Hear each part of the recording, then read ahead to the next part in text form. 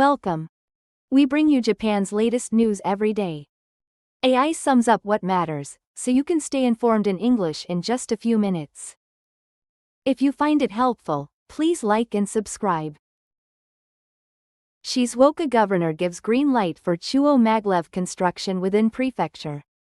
Regarding the Chuo Maglev Shinkansen, Shizuoka Prefecture Governor Suzuki announced on the 7th during a prefectural assembly plenary session that he will approve the start of construction within the prefecture. The governor indicated his intention to conclude a natural environment conservation agreement with Junior Central, which is a prerequisite for beginning construction. The Chuo Maglev Shinkansen is expected to serve as a next-generation transportation artery connecting Tokyo and Osaka, with a planned route passing through Shizuoka Prefecture. Construction has been delayed due to environmental concerns up until now, but the governor apparently determined that environmental preservation has been confirmed through the agreement. Going forward, after Junior Central formally concludes the agreement, construction work within the prefecture is expected to proceed. Severe weather in China. 11 dead, over 300 injured in Hubei province. China is experiencing severe weather conditions with reports of significant damage.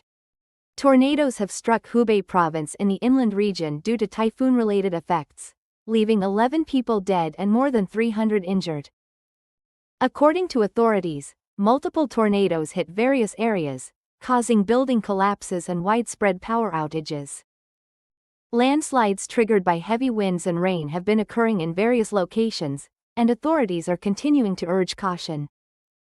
Transportation has also been affected, with delays and cancellations ongoing. The Chinese government has dispatched rescue teams to the affected areas to assist in rescue operations and provide support to victims. 8 years since the 2016 Western Japan heavy rains. Commemorations held across affected areas. 8 years have passed since the heavy rains that struck Western Japan in July 2016. The downpour brought record-breaking rainfall centered on Western Japan, claiming the lives of more than 300 people, including those who died from disaster-related causes. On the 8th, prayer services honoring the victims were held in various locations throughout the disaster-stricken regions, with bereaved families and residents gathering together to remember and reflect on that day. Additionally, memorial gatherings were organized to reconsider the value of life, where people discussed the importance of disaster preparedness and disaster prevention awareness. As time continues to pass, efforts to apply the lessons learned from this major disaster and build a safer society are ongoing. Neanderthals and modern humans may have exchanged culture, shells discovered in Turkish cave suggest. A research team led by Kyoto University has announced a fascinating discovery. Shells unearthed from a cave in southern Turkey suggest there may have been cultural exchange between Neanderthals and modern humans, or Homo sapiens. Until now, it was believed that the two species followed separate evolutionary paths. However, this new discovery increases the possibility that when these two species inhabited the same region in the past, they influenced each other through decorative items and other means. The shells show signs of precise craftsmanship and appear to have been used as ornaments. The research team plans to conduct further detailed analysis and clarify the nature of interaction between these species in human history. KDDI's email system confirms data breach affecting 12.23 million users. KDDI has confirmed that approximately 12.23 million email addresses were leaked due to unauthorized access to its corporate email system. Further investigation has revealed that passwords for approximately 7.6 million of those users were also compromised. KDDI has already contacted affected companies individually and is proceeding with account protection measures and user notifications. The company plans to strengthen security and implement measures to prevent recurrence, with detailed information to be updated regularly on its official website. Users are asked to take precautions such as changing their passwords. JAXA releases images of Asteroid, Ryugu, captured by Hayabusa 2. The Japan Aerospace Exploration Agency, JAXA, has released images of the asteroid, Ryugu, captured by Japan's probe Hayabusa 2. Hayabusa 2 conducted a flyby operation, passing extremely close to the asteroid at high speed, and transmitted the precious image data it captured back to Earth. The released images clearly show detailed views of Ryugu's surface, revealing the asteroid's terrain and features that scientists have never been able to observe before.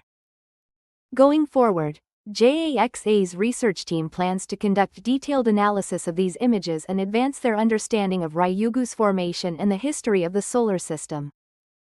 It is hoped that Hayabusa 2's achievements will further progress in solving the mysteries of space. Former LDP Prime Minister Ishiba calls for clear alternative funding sources for reduced consumption tax on food. Former Prime Minister Ishiba of the Liberal Democratic Party addressed the issue of reducing the consumption tax on food items at a meeting held in Tokyo. He expressed the view that alternative funding sources must be clearly identified, noting concerns that if the tax cut worsens the fiscal situation, it could lead to rising interest rates and inflation. While a consumption tax reduction would ease the financial burden on consumers, securing alternative revenue remains a major challenge. Ishiba's remarks reflect his position that careful deliberation and concrete funding measures are essential for policy implementation, and his statements are likely to influence future discussions within the party. Ruling and opposition parties remain at odds as opposition confirms coordination, ruling party to hold leadership talks. Conflict between the ruling and opposition parties continues in the Diet. The upper house will resume bill deliberations starting the 7th, while the lower house remains divided over whether to begin discussions on amendments to the imperial household law aimed at securing the number of imperial family members. Against this backdrop, Diet Strategy Committee chairs from the opposition parties in both chambers held talks and confirmed their coordination on future measures. Meanwhile, the ruling party is expected to convene leadership talks as it seeks understanding for the government's policy stance. The coming developments regarding these high-profile matters that are drawing considerable public attention will be closely watched. Upper House resumes bill deliberations. Cabinet Committee takes up National Flag Desecration Bill. The Upper House of Parliament resumed deliberations on bills starting July 7.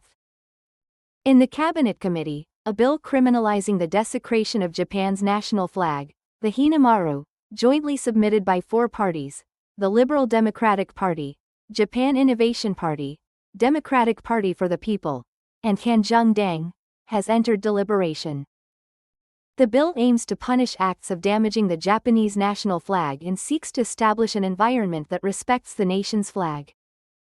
During deliberations, discussion is expected to cover various perspectives, including the specific details of the bill, its effectiveness, and its relationship to freedom of expression. The direction of deliberations in the upper house is drawing attention.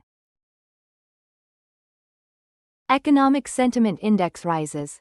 Government maintains improving assessment of business conditions.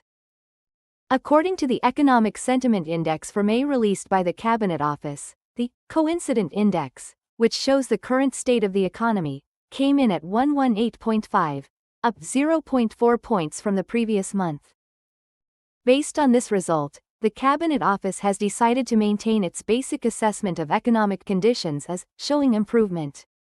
The rise in the index is attributed to multiple economic indicators turning positive on a month-over-month basis, including industrial production and retail sales.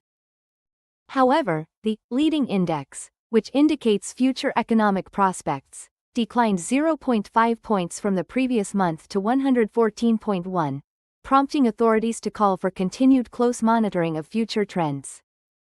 The Cabinet Office says it will continue to watch economic data closely and update its economic assessment on a monthly basis. Long-term interest rates climbed to 2.85%, reaching highest level in approximately 29 years. In today's bond market, long-term interest rates rose sharply.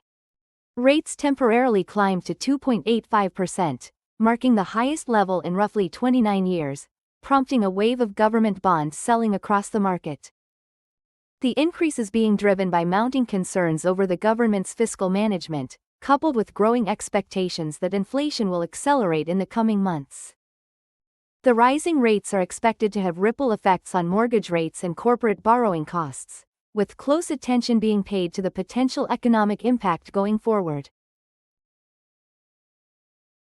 President Zelensky hopes for licensed production of U.S. interceptor missiles.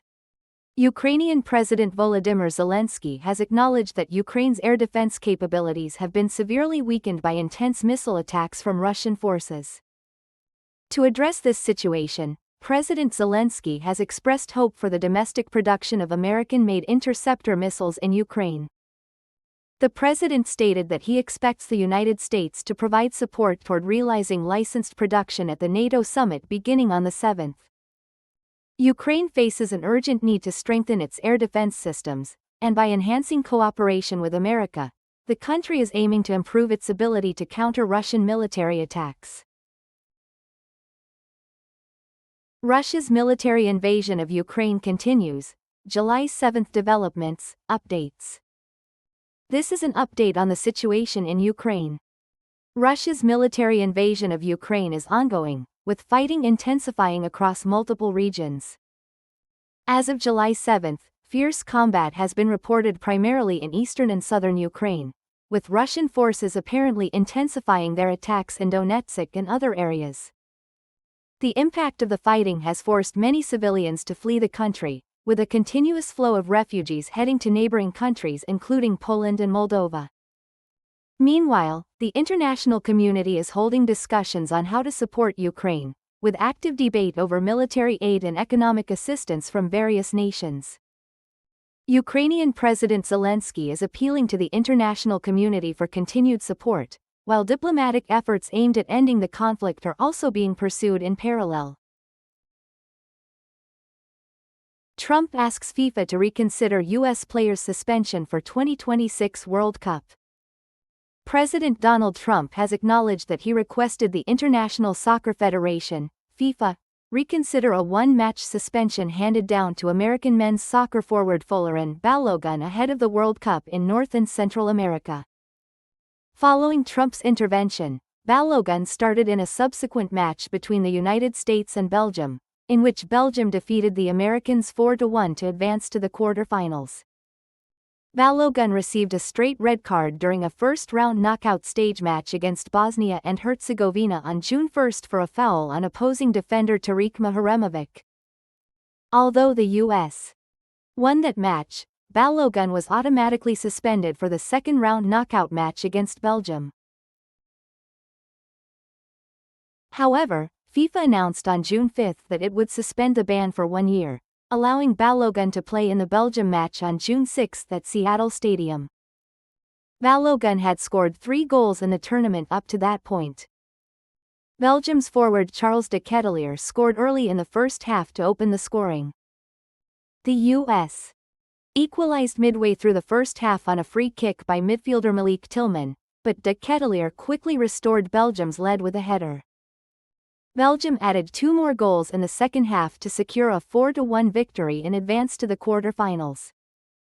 FIFA's decision to suspend Balogun's ban has drawn criticism from the Union of European Football Associations, UEFA, the Belgian national team, England's manager Thomas Tuchel, and numerous others. The Belgian Royal Football Association filed an objection before the match, expressing that it was surprised by FIFA's decision, but FIFA's appeals committee rejected it, ruling that Belgium was not an original party to the decision and therefore had no standing. The Belgian Association subsequently informed the U.S. Soccer Federation that it would challenge Balogun's eligibility to play. Starmer directs UK to pressure FIFA over England-Mexico match kickoff time for 2026 World Cup. As U.S.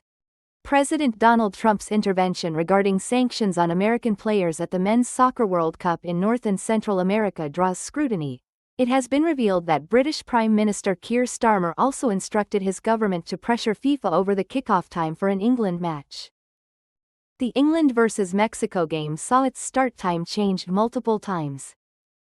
On the 6th, Starmer said at a gathering at the Prime Minister's office that he had fought to restore the match to its original kickoff time. He also noted that this was counterintuitive. This development regarding soccer and politics was first reported by British newspaper The Sun on the 6th.